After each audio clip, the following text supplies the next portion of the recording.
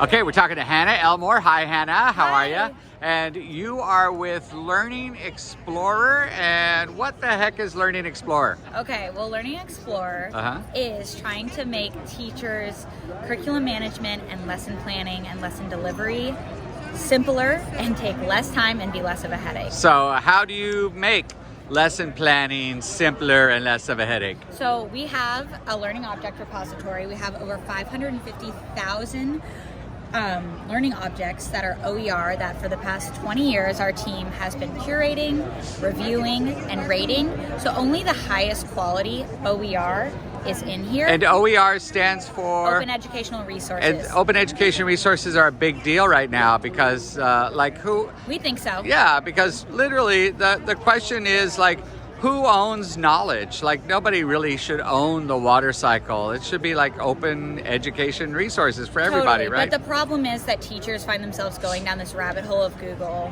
They often find resources that aren't quality. They're not sure if their standards align. And I found when I was teaching, I taught first through third grade, I found that I could find resources, but they were all worksheets. They were all just worksheets. You know, I'm gonna like get on a soapbox. It's actually even worse than Google. It's teacher pay teachers, and it's Pinterest, and it's like nothing is vetted, and it's all just like, Yep. You don't know if that science lab's going to explode. You don't know anything. You just like... Totally. So right. Our resources have all gone through a really rigorous review process. We have a team of educators with an intense rubric. We're going through each resource, and we're not only seeing is this quality, but you know, what are some classroom considerations? Do you need excess materials? What are pros? What are cons?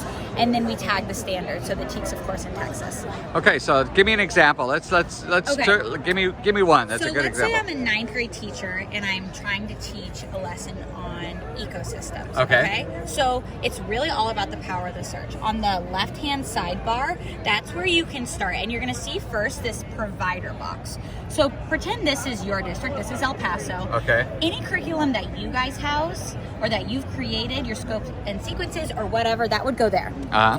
Below, you're going to see the licensed publisher content. So do any of these look familiar to you? So the licensed publisher content is not OER. Is that right? No. So that's stuff that's paid for, right? Right. Okay. Okay, and below that, you're going to see the OER. Lesson Planets OER, that's what we've been curating.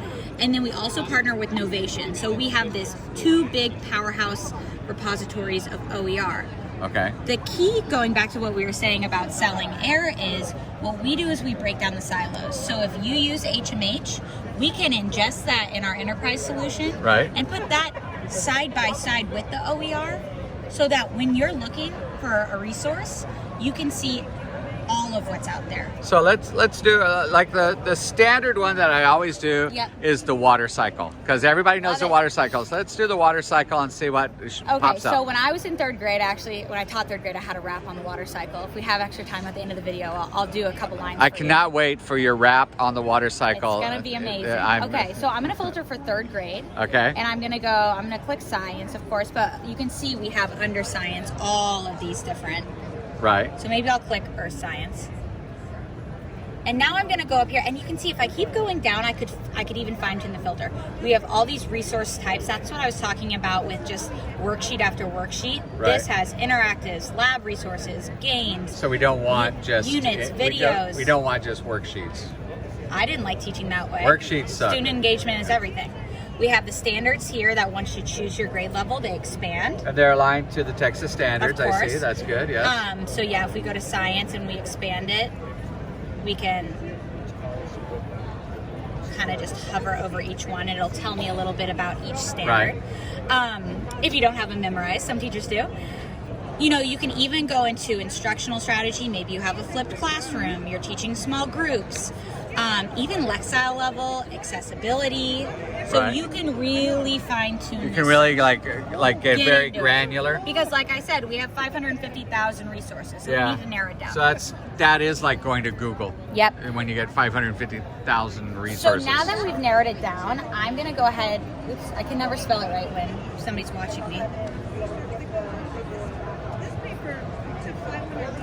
So here we now go. we've narrowed it down. I'm going to see our third and fourth grade resources on water cycle. Okay, so like if it says, for instance, HMH. Yep. So that is that that's is the not licensed that's a publisher license. content that this example district Right. has chosen to ingest. But let's not do that. Let's just look at the OER for water cycle. Because I love the OER. Yep. So, okay. So you can see here, you can see right away what kind of resource it is. Is it an activity? Is it a lesson? Is it an interactive?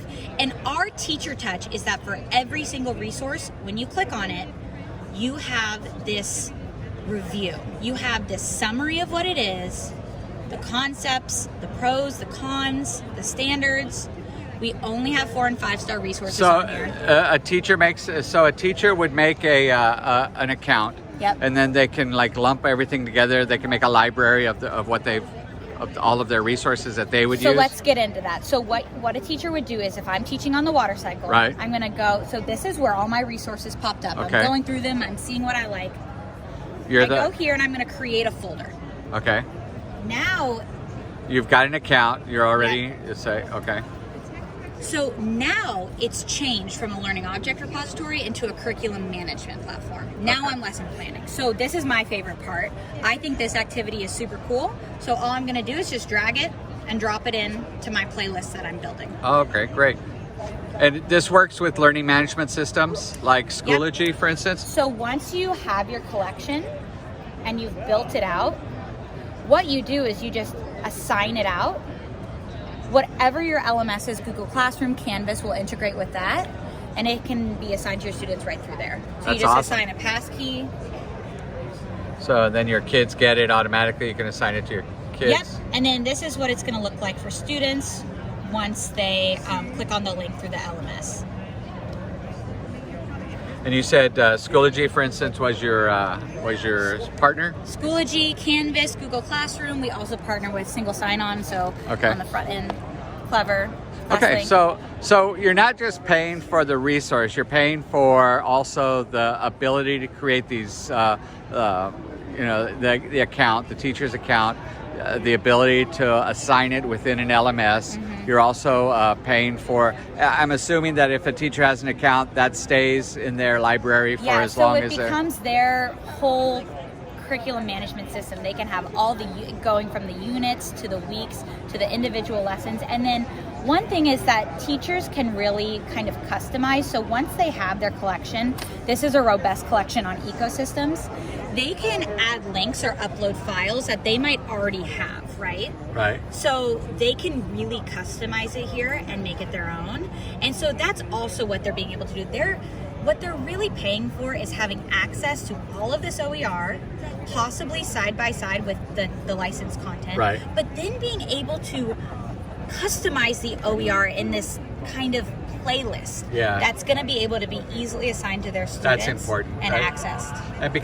And it saves time because you don't have to be like googly moogly. Everybody on our team is a teacher in a former life, and we know the struggle. Yeah, it is, and quite frankly, it's the struggle is, where do I start looking? Because if I type in water cycle, if I do it on Google, the best resource might be on page 50,000, and I'll never ever get to page 50,000. Absolutely, and maybe I have something great for, independent work for a water cycle, but what I really am in need of is a video at the beginning to get kids interested, so I can really fine tune what I'm looking for. So if somebody is interested, now tell me the difference between the Learning Explorer and what was it? Learning Planet? Lesson Planet. So Lesson Planet is the team of educators that's been curating, reviewing, and rating the OER for 20 years. Okay.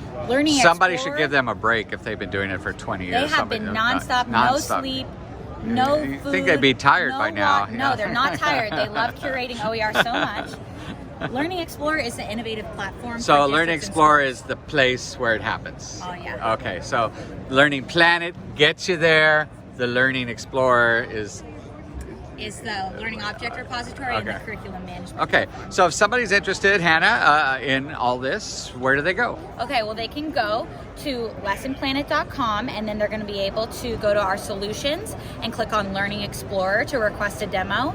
My name's Hannah Elmore. My email is Hannah, no H on the end, no palindrome, Hannah @learningexplorer.com. They can reach out to me directly.